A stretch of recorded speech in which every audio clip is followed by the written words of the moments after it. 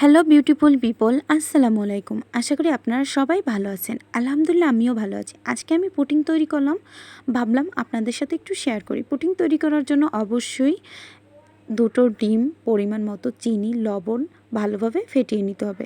তারপর 1 কেজি গরুর দুধ জাল দিয়ে আধা কেজির মতো করে নিতে হবে। তারপর আবারও ভালোভাবে ফেটিয়ে নিতে হবে।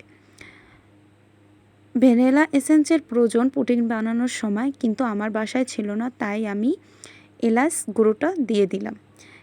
এতে হয় কি, ডিমের গন্ধটা কম আসে।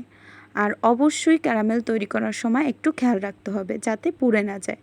ক্যারামেলটা পুড়ে গেলে পুডিংটা একদম তিতা লাগে, তার জন্য ক্যারামেলটা ভালোভাবে তৈরি করতে হবে।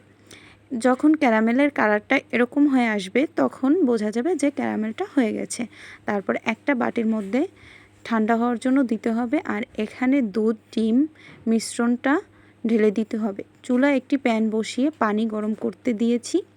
এখানে একটা স্ট্যান্ড দিয়েছি যাতে আমি বাটিটা বসাতে পারি। তারপর ঢেকে 1 ঘন্টা পর আমি এসে এই যে দেখাচ্ছি আপনাদের কেমন হয়েছে। যখন বুঝবেন যে কাঠির সাথে কিছু আসে না, তখন বুঝতে পারবেন যে এটা হয়ে গেছে। তারপর 1 ঘন্টা ফ্রিজে রেখে দিতে হবে। তারপর এই যে দেখেন আমার পুডিংটা কত সুন্দর হয়েছে, মাশাআল্লাহ। বাসার সবাই খেয়ে অনেক পছন্দ করেছে। আশা করি আপনারা সবাই ভালো থাকবেন। আল্লাহ হাফেজ।